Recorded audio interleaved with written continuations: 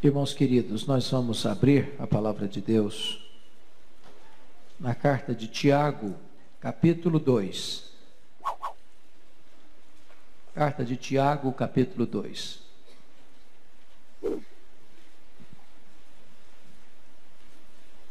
E vamos ler todo esse capítulo dos versos 1 ao 26º. Meus irmãos, não tenhais a fé em nosso Senhor Jesus Cristo, Senhor da glória, em acepção de pessoas. Se, portanto, entrar na vossa sinagoga algum homem com anéis de ouro nos dedos, em trajos de luxo, e entrar também algum pobre andrajoso, e tratardes com deferência o que tem os trajos de luxo, e lhe disserdes: tu assenta-te aqui, em lugar de honra. E disserdes ao pobre: tu fica ali, em pé, ou assenta-te aqui, abaixo do estrado dos meus pés. Não fizestes distinção entre vós mesmos? E não vos tornastes juízes, tomados de perversos pensamentos? Ouvi, meus amados irmãos, não escolheu Deus os que para o mundo são pobres, para serem ricos em fé e herdeiros do reino que ele prometeu aos que o amam? Entretanto, vós outros menosprezastes o pobre. Não são os ricos que vos oprimem, e não são eles que vos arrastam para tribunais? Não são eles os que blasfemam o bom nome que sobre vós foi invocado? Se vós, contudo, observais a lei régia segundo a Escritura: amarás o teu próximo como a ti mesmo, fazeis bem. Se todavia fazeis acepção de pessoas, cometeis pecado, sendo arguidos pela lei como transgressores. Pois qualquer que guarda toda a lei, mas tropeça em um só ponto, se torna culpado de todos. Porquanto aquele que disse: não adulterarás, também ordenou: não matarás. Ora, se não adulteras, porém matas, vens a ser transgressor da lei. Falai de tal maneira e de tal maneira procedei, como aqueles que hão de ser julgados pela lei da liberdade. Porque o juízo é sem misericórdia para aquele que não usou de misericórdia. A misericórdia triunfa sobre o juízo. Meus irmãos, qual é o proveito se alguém disser que tem fé, mas não tiver obras? Pode acaso semelhante fé salvá-lo? Se um irmão ou uma irmã estiverem carecidos de roupa e necessitados do alimento cotidiano, e qualquer dentre vós lhes disser: ide em paz, aquecei-vos e fartai-vos, sem contudo lhes dar o necessário para o corpo, qual é o proveito disso? Assim também a fé, se não tiver obras, por si só está morta. Mas alguém dirá: tu tens fé e eu tenho obras. Mostra-me essa tua fé sem as obras, e eu com as obras te mostrarei a minha fé. Crês tu que Deus é um só? Fazes bem. Até os demônios creem e tremem. Queres, pois, ficar certo, ó homem insensato, de que a fé sem as obras é inoperante? Não foi por obras que Abraão, o nosso pai, foi justificado quando ofereceu sobre o altar o próprio filho Isaque? Vês como a fé operava juntamente com as suas obras. Com efeito, foi pelas obras que a fé se consumou. E se cumpriu a Escritura, a qual diz: ora, Abraão creu em Deus, e isto lhe foi imputado para a justiça. E foi chamado amigo de Deus. Verificais que uma pessoa é justificada por obras, e não por fé somente. De igual modo, não foi também justificada por obras a meretriz Raabe, quando acolheu os emissários e os fez partir por outro caminho? Porque assim como o corpo sem o espírito é morto, assim também a fé sem obras é morta. Eu acho que a palavra do pastor Abelardo já serve de exórdio, de introdução para esta fala nesta noite. Eu quero hoje conversar com vocês sobre a fé verdadeira e a fé falsa. Este capítulo 2 de Tiago, talvez é um dos mais importantes da Bíblia. Isso porque muitos estudiosos sérios da Bíblia não conseguiram entendê-lo. Exemplo disso foi Martinho Lutero, que ao examinar esta carta de Tiago, pensou que Tiago estaria aqui contradizendo o que o apóstolo Paulo ensinou na sua carta aos Romanos. Porque lá, no capítulo 3, versículo 8 de Romanos, Paulo afirmou categoricamente que nós somos justificados pela fé, independentemente das obras da lei. E aqui, Tiago está dizendo no verso 24: verificais que uma pessoa é justificada por obras e não por fé somente. Lá, em Romanos 4, e você pode conferir isso, os versos 2 e 3, Paulo diz: porque se Abraão foi justificado por obras, tem de que se gloriar, porém não diante de Deus, pois que diz a Escritura: Abraão crê em Deus, isso lhe foi imputado para a justiça. Mas aqui no verso 21, Tiago diz: não foi por obras que Abraão, o nosso pai, foi justificado quando ofereceu sobre o altar o próprio filho Isaque. E numa leitura rápida, superficial, perfunctória, rasa, a impressão é que há uma contradição irreconciliável aqui. Isso levou Martinho Lutero a chamar a carta de Tiago de carta de palha. Mas a pergunta é: será que de fato Tiago está contradizendo Paulo? E a resposta é um sonoro não. Paulo falou que a causa da salvação é a justificação pela fé, independentemente das obras. Ele está olhando para a causa da salvação e diz: é fé. Tiago está olhando para a evidência da salvação, para a evidência da fé verdadeira, e diz: a evidência é obra. Paulo olha para a causa da salvação e fala da fé. Tiago olha para a consequência da salvação e diz: é obra.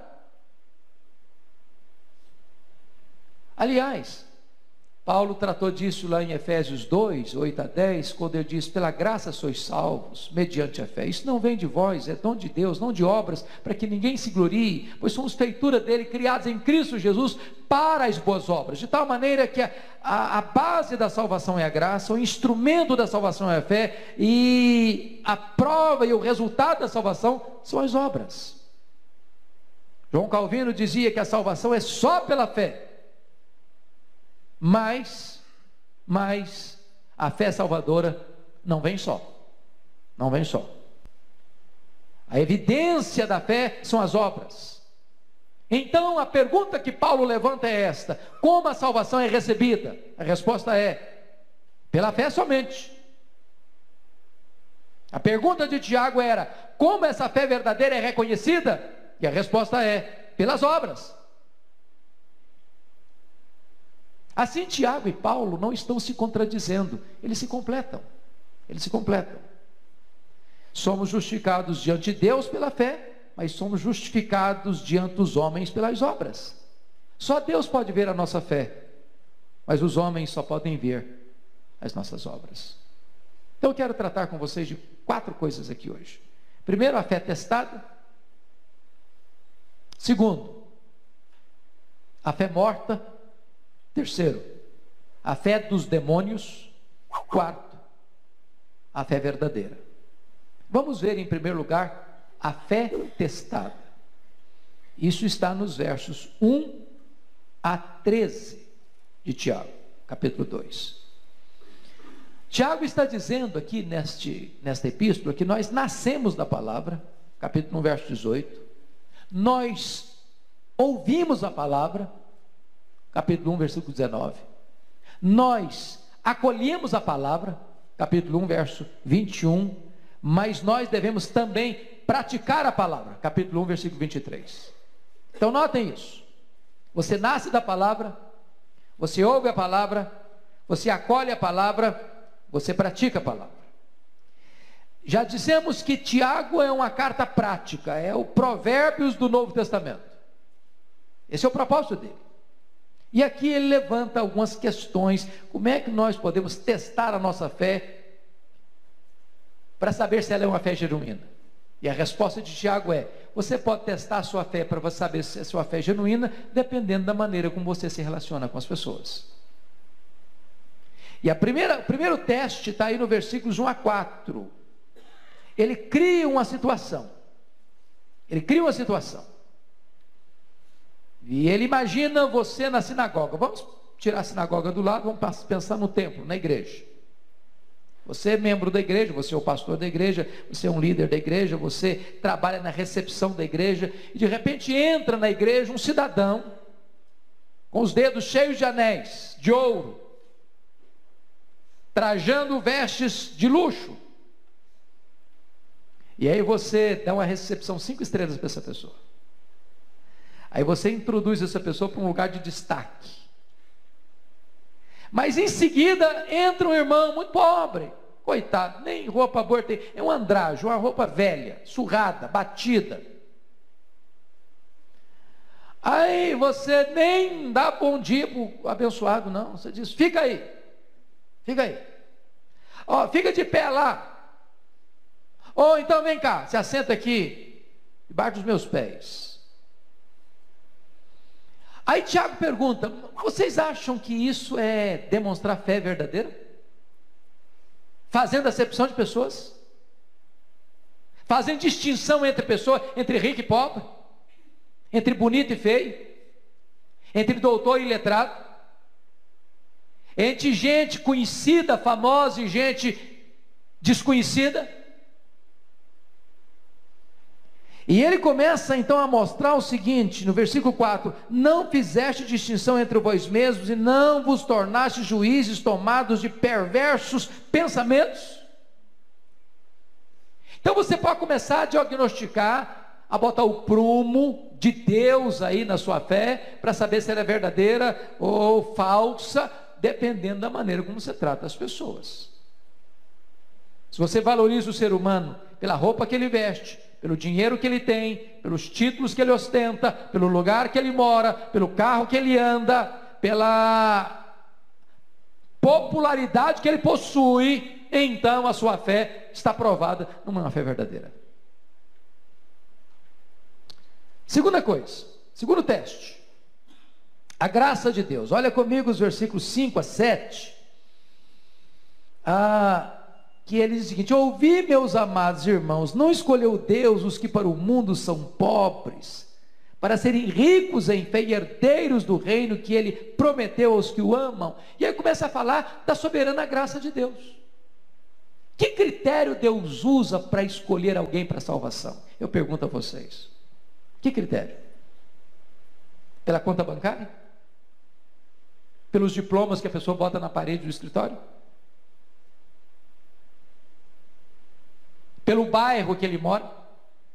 Pela casa que ele mora? Pela roupa que ele veste? Pelos restaurantes que ele frequenta? Pelo volume da sua conta bancária? E Tiago começa então a desbastar e desconstruir essa ideia de acepção de pessoas, mostrando o seguinte: que o critério de Deus não é esse. Deus chama os que não são para envergonhar os que são. Deus é capaz de pegar o pobre necessitado do monturo e o fazer se assentar-se entre príncipes. Não são muitos que Deus chama de nobre nascimento. E então, através da graça de Deus que nos chama para a salvação, Tiago está argumentando para nós que Deus não faz acepção de pessoas. Aliás, Deus não faz nem escolha do pobre, nem escolha do rico. Para Deus não tem pobre, não tem rico, não tem doutor, não tem analfabeto, não tem branco, não tem negro, não tem amarelo. Para Deus todo mundo tem o mesmo valor. Mesmo valor. Terceiro, ele usa o argumento agora da palavra de Deus. Veja comigo os versos 8 a 11. Se vós, contudo, observais a lei régia segundo a Escritura, amarás o teu próximo a ti mesmo, fazeis bem. Se todavia fazeis acepção de pessoas, cometeis pecado. Então, como é que eu posso dizer: eu estou obedecendo a lei régia da Bíblia? Qual é a lei régia da Bíblia? Amarás teu próximo como a ti mesmo. Ele pegou o lado horizontal. Por quê? Porque ele está tratando de coisa prática. Se eu fosse pegar a lei régia completa, como é que é a lei régia completa? Amarás, pois, o Senhor teu Deus de todo o teu coração, de toda a tua força, todo o teu entendimento, e ao teu próximo como a ti mesmo. Mas já que ele está tratando da questão de acepção de pessoas, ele vai direto no ponto.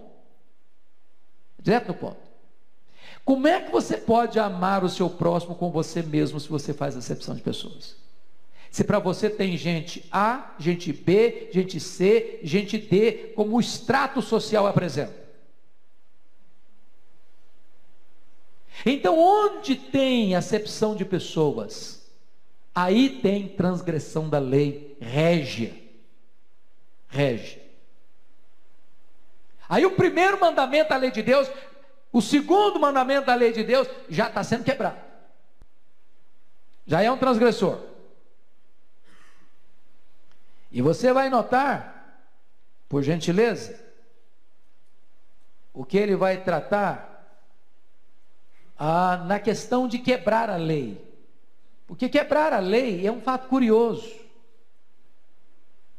A Bíblia diz, não adulterarás. Bom, você diz, eu não adultero. Você mata? Então você é transgressor. Eu nunca matei ninguém. Você adulterou? Transgressor da lei. Ele está citando dois exemplos. Mas eu nunca adulterei nem matei. Você fala mal dos outros? Quebrou a lei.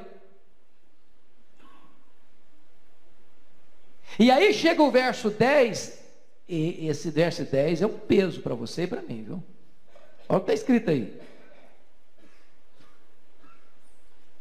Olha para mim, olha o que está escrito aí. Pois qualquer que guardar toda a lei, mas tropece um só ponto, se torna culpado de todos. Sabe por quê? Porque a lei de Deus é reta. Ontem, aqui na escola dominical, nós usamos a ilustração que Paulo usou em Romanos 7, 1 a 3. Que a mulher está ligada ao marido enquanto o marido vive. Portanto, se enquanto o marido vive, ela se ligar a outro homem, ela é considerada adúltera. Mas se morrer o marido, ela está livre para casar com outro. Só que Paulo ali não estava falando de casamento, ele estava falando da lei. Ele está ilustrando com o casamento, mas o assunto dele é lei. E na ilustração de Paulo, e me permita voltar um pouquinho, que vocês não estavam aqui, a maioria de vocês não estava aqui no domingo de manhã. A lei é o marido, você e eu somos a mulher. A lei é um marido perfeccionista. Perfeito, não erra nunca, é justo, é espiritual, é bom, é perfeito. Não, ele não faz concessão também, ele é muito perfeccionista. Só que você e eu, a mulher, somos atabalhoados, fazemos nada certo, bagunçamos tudo. E esse marido é tão bom, tão bom, tão bom que ele não morre. Ele não morre. Aí a mulher está encrencada, porque ela é atabalhoada, o marido perfeccionista, e ela não consegue se livrar dele, porque se largar dele para o outro, ela é adúltera. Aí Paulo argumenta o seguinte, sabe quem morre? É a mulher. A mulher morre. E quando alguém morre, sabe o que acontece? O casamento acaba, não tem casamento depois da morte. E quando essa mulher ressuscita, ela casa com um novo marido. Sabe quem é esse marido? Jesus Cristo. Nós morremos com Ele, ressuscitamos com Ele para uma nova vida. A lei exige perfeição total, 100%. 100%. Se você tropeça num único ponto, você é culpado de todos. É transgressor. É transgressor. E Tiago está dizendo o seguinte: quando você demonstra acepção de pessoas, você é um transgressor da lei. Transgressor da lei. Mas aí vem o julgamento, última parte aí, versículos 12 e 13. Confira aí. Falai de tal maneira, e de tal maneira procedei. Nota, falai e procedei, falar e fazer, como aqueles que hão de ser julgados pela lei da liberdade. Ou seja, você tem que falar e tem que fazer. Porque aí tem palavras. Palavras de quê? Palavras de acepção. Olha aí o versículo 3. Ora, olha o versículo 3. Se tratardes com deferência o que tem os trajos de luxo e lhe disserdes, olha o falar aí, e lhe disserdes, tu assenta-te aqui em lugar de honra, e disserdes, olha o dizer outra vez, ao pobre, tu fica ali em pé, você está fazendo o quê? Acepção. Mas tem palavras de desprezo. Olha o versículo 6. Entretanto, vós outros menosprezastes o pobre. Então, volta lá, por favor, para o versículo 12. Falai de tal maneira, e de tal maneira procedei como aqueles que hão de ser julgados pela lei. Então, cuidado com o que você fala, cuidado com o que você faz. Você vai ser julgado pela lei. E qual o critério? Olha o verso 13, porque o juízo é sem misericórdia para com aquele que não usou de misericórdia. Então notem isso. Você sabe se a sua fé é verdadeira? Como é que você trata as pessoas? Esse é o primeiro ponto que Tiago trabalha nesse capítulo. Em segundo lugar, irmãos, vamos ver sobre a fé morta. Versos 14 a 17. A fé é um ponto fundamental no cristianismo. O pecador é salvo pela fé, o justo vive pela fé, sem fé é impossível agradar a Deus, o que não é feito com fé é pecado, diz a Bíblia. Mas, o que é uma fé morta? O que é uma fé morta? Versículo 14, você pode ler comigo 14? Vamos juntos? Meus irmãos, qual é o proveito, se alguém disser que tem fé, mas não tiver obras? Pode acaso semelhante fé salvá-lo? O que está acontecendo aqui? O que é uma fé morta? Uma fé morta é uma fé que tem uma prática divorciada da piedade. É uma fé divorciada da prática da piedade. O que é uma fé divorciada da prática da piedade? Eu creio. Eu defendo essa verdade, eu defendo essa doutrina, eu defendo esse dogma, eu defendo esse princípio, eu defendo essa verdade, e a pergunta é, você vive aquilo que você crê? Você pratica isso?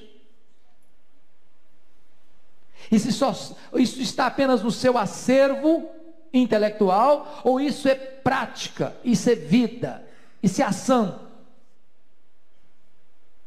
Porque se há um abismo entre o que você fala e o que você vive, entre o que você crê e o que você pratica, entre o que está no seu intelecto e o que está na ponta dos seus dedos, essa fé é morta. Essa fé é morta. Segundo, uma fé morta, ela é meramente intelectual.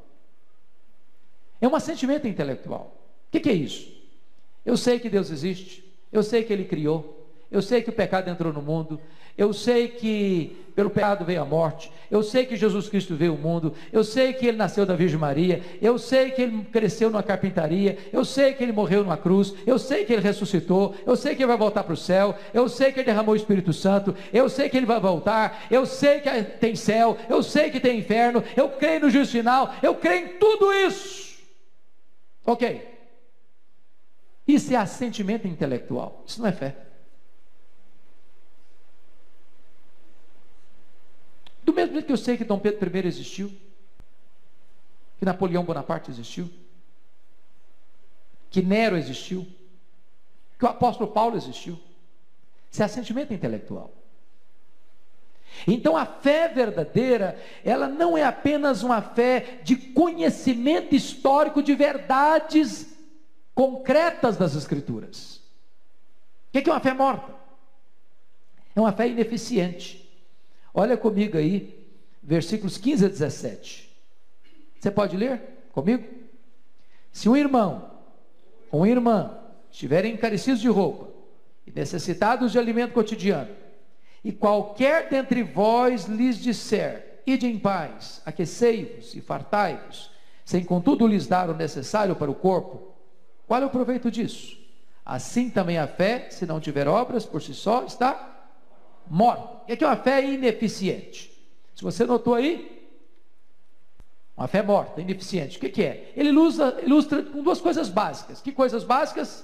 Roupa e comida. Roupa e comida. Alguém bate a sua porta com fome, precisa de um prato de comida, ou 7 graus à noite em São Paulo, passa lá na sua porta, você passa perto dele, sentindo frio, pede ajuda e diz: Deus te abençoe, vá em paz, se aqueça neste inverno, e que o resto vocês complementam.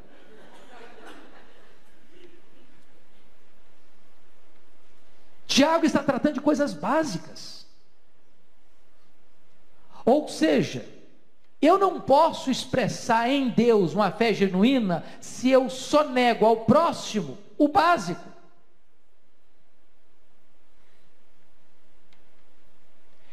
E é claro que Tiago não está dizendo que se você der comida para o pobre, roupa para o nu, você está salvo. Ele não está dizendo isso.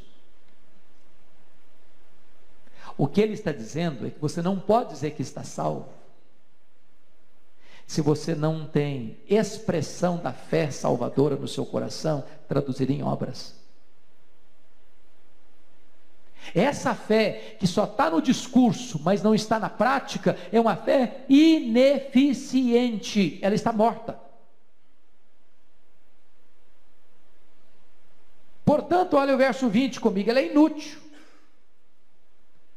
Queres, pois, ficar certo, ó homem insensato, de que a fé sem as obras é inoperante. Ela é inútil, inoperante, vale nada. Ela é discurso, ela é teorema, ela é dogma. Mas mais do que isso, ela é incompleta. Olha o verso 22. Vês como a fé operava juntamente com as suas obras. Com efeito, foi pelas obras que a fé se consumou. E ele cita o caso de Abraão, que creu em Deus. Isso lhe foi imputado para a justiça. Mas como creu em Deus? Em que sentido Abraão creu em Deus e foi imputado para a justiça? Foi quando Deus apareceu para ele, dizendo para ele confiar na promessa. Ele disse: mas Senhor, como é que eu vou confiar na promessa? Meu filho da promessa não nasceu, eu só tenho aqui em casa um servo chamado Eliezer, e aí Senhor, aí Deus disse: então sai da tenda, Abraão, sai da tenda, olha para o céu, veja as estrelas, quantas estrelas? Assim será numerosa a tua descendência. Diz a Bíblia que Abraão creu, isso foi imputado para a justiça. Aí, no tempo devido, Deus cumpriu a promessa. O filho da promessa nasceu, ele já tinha 100 anos, aí agora o menino já estava adolescente, talvez jovem, e Deus chega para ele e diz: agora Abraão, vai ao Monte Moriá, e oferece ali em sacrifício, teu único filho a quem tu amas. Essa fé não é apenas intelectiva, essa fé exige uma ação, esse crer do capítulo 15, versículo 6, é subjetivo, ele creu, e quando ele creu no seu coração que Deus lhe daria um filho, sem ainda ter um filho, ele já estava velho, e ele creu, isso é algo que está aqui dentro, ele foi justificado pela fé, foi atribuído como justiça. Mas agora Deus aparece para ele, o menino está ali, na frente dele, carne da sua carne, osso dos seus ossos, vai lá e oferece esse menino em sacrifício. Exige o quê? Ação, obra, trabalho. E aí o que Tiago está dizendo? Que essa obra cooperou com a fé.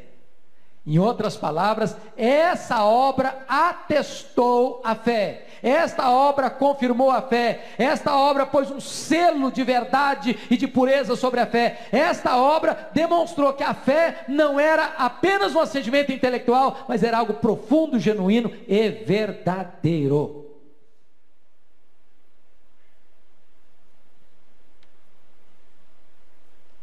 E aí Tiago então vai dizer que essa fé que não opera em obras, que não se demonstra através de obras, é uma fé morta. Olha o verso 17 comigo. Vamos ler juntos, 17?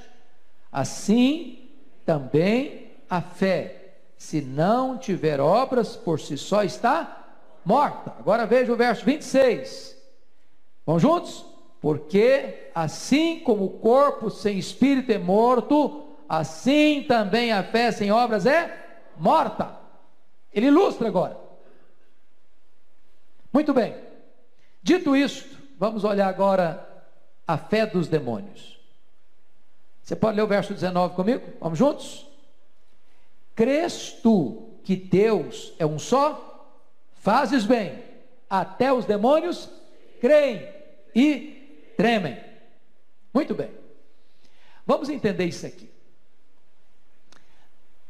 Qual é a essência da fé morta? A fé morta fica apenas no campo intelectual. Eu creio, mas eu não ajo. Eu creio, mas eu não pratico. Eu creio, mas eu não faço. Eu creio, mas eu não demonstro. Essa é a fé morta. Qual é a fé dos demônios? A fé dos demônios avança um pouco mais. A fé dos demônios tem um elemento intelectual, ele crê, e tem um elemento emocional, ele treme. Então deixa eu dizer uma coisa para você. Os demônios estão mais adiantados em termos de fé que muitos crentes.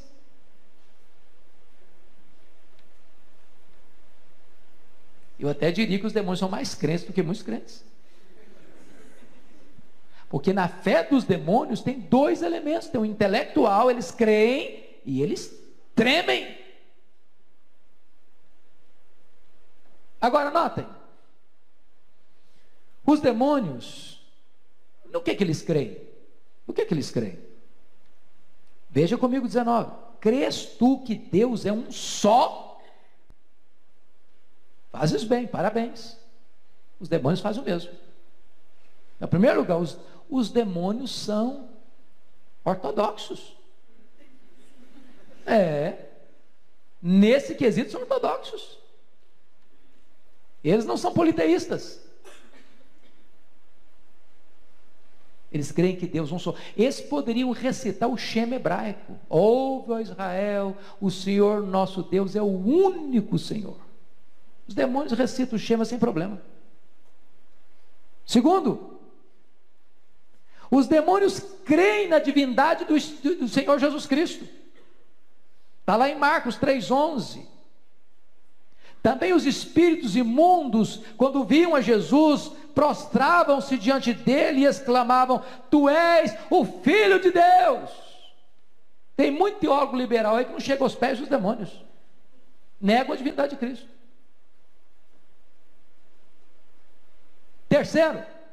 Terceiro, os demônios creem na existência de um lugar de penalidades eternas.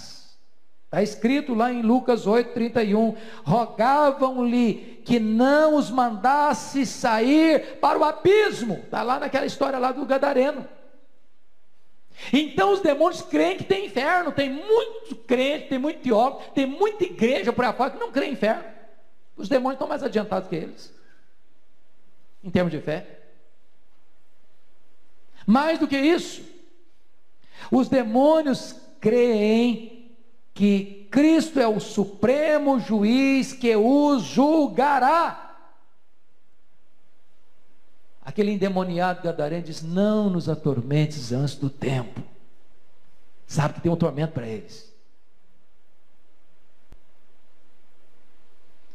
Sabe o que Tiago está querendo dizer para nós aqui, irmãos? É que nós temos que testar a nossa fé, provar a nossa fé, para saber se de fato nós estamos abraçando e professando uma fé genuína, porque tem muitos que dizem que creem, mas não estão salvos. Muitos naquele dia vão me dizer: Senhor, Senhor, porventura não profetizamos em teu nome, não fizemos milagres em teu nome, não expelimos demônios em teu nome? E Jesus vai dizer: apartai-vos de mim, vós os que praticais a iniquidade. Ou seja, essa questão do crer sem o fazer, essa questão do crer sem o praticar, é um perigo, é uma fé falsa, é uma fé espúria, é uma fé morta. Mas os demônios estão além desse tipo de fé, e eles estão condenados a uma perdição eterna. Eu termino então, tratando em último lugar sobre a fé salvadora. Versículos 20 a 26. E aqui é importante entender, irmãos, como a nossa fé, ou a fé salvadora, está baseada na palavra de Deus. Veja comigo aí os versos 22 a 25. Vês como a fé operava juntamente com as suas obras. Com efeito, foi pelas obras que a fé se consumou, e se cumpriu a escritura, a qual diz: ora, Abraão creu em Deus, isso lhe foi imputado para a justiça, e foi chamado amigo de Deus.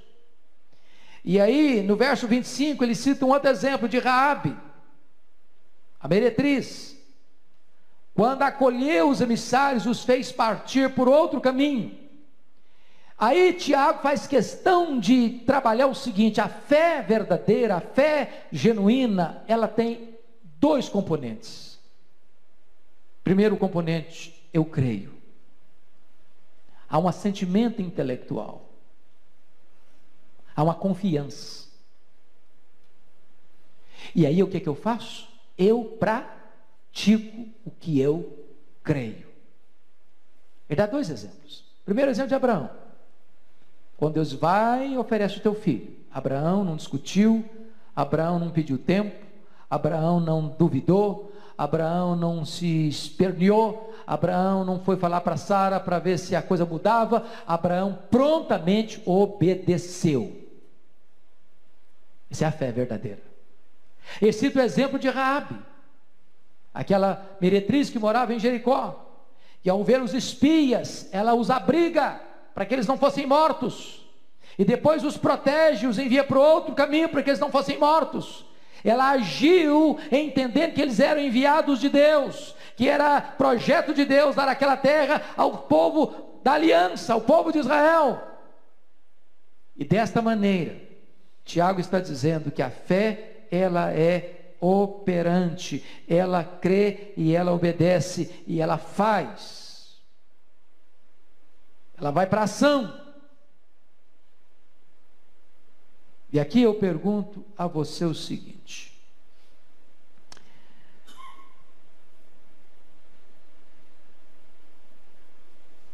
as obras, como a salvação, foram determinadas por Deus para a nossa vida desde os tempos eternos. Deus nos destinou para a salvação antes da fundação do mundo. Isso é projeto eterno de Deus. Mas as obras também. Somos feitura dele, criados em Cristo Jesus para as boas obras. Então pense comigo. Será que só a salvação, nós somos destinados só para a salvação? Se o projeto eterno de Deus funciona com respeito à salvação, não funcionaria com respeito às boas obras?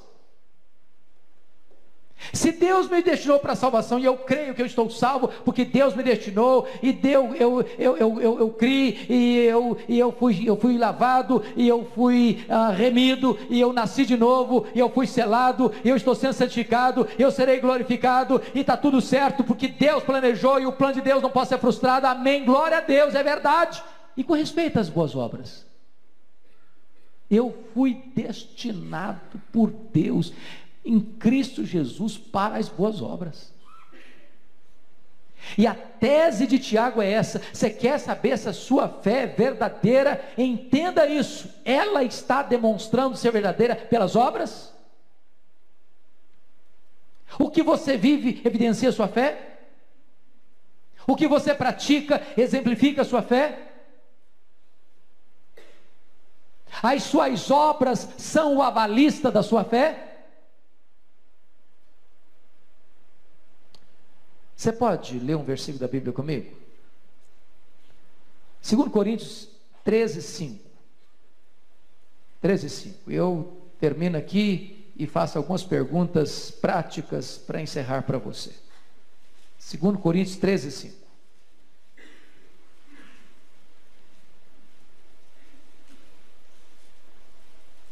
É possível nós lermos a uma só voz, mas ler com convicção, com voz alta, com voz firme, para que essa voz entre nos nossos ouvidos e ecoe no nosso coração? Vamos juntos.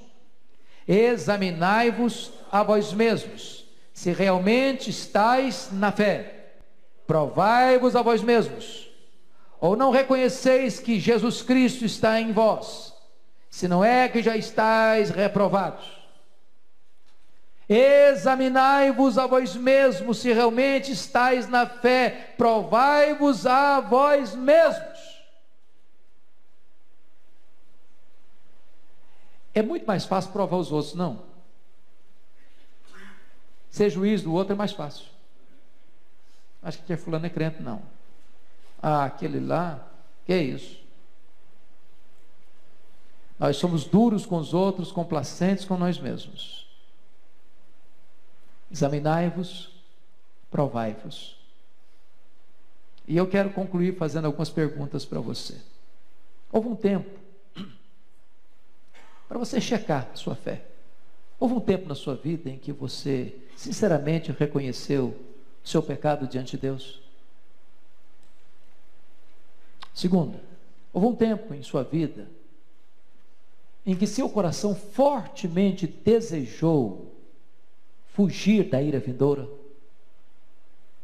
Terceiro, houve um tempo em que você verdadeiramente compreendeu que Cristo morreu pelos seus pecados, e você já admitiu e reconheceu que você não pode salvar a você mesmo, limpar a você mesmo, purificar a você mesmo? Houve um tempo já na sua vida em que você pode afirmar que sinceramente você já se arrependeu de seus pecados? Quinto, houve um tempo em sua vida em que você pode afirmar que de fato você depositou a sua plena confiança no Senhor Jesus Cristo? Sexto, houve um tempo em sua vida em que você pode verificar que houve uma mudança sincera, profunda no seu viver? Sétimo, hoje ardentemente você deseja viver para a glória de Deus? Oitavo, verdadeiramente você pode afirmar que você tem prazer na intimidade de Deus? Quinto, nono, melhor, último, você aguarda ansiosamente a volta de Jesus? Seu coração está lá em cima, seu tesouro está lá em cima, sua pátria está lá em cima, sua casa está lá em cima, sua herança está lá em cima. Provai-vos, examinai-vos. Que Deus nos ajude a não ter uma fé morta. Que Deus nos ajude a não ter apenas a fé dos demônios que crê e treme.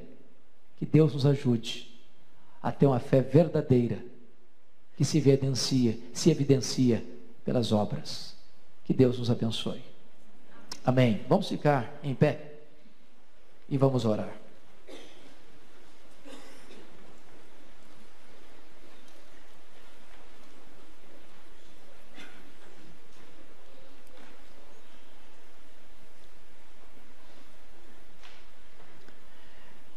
Deus, nós estamos diante do escrutínio da Tua palavra.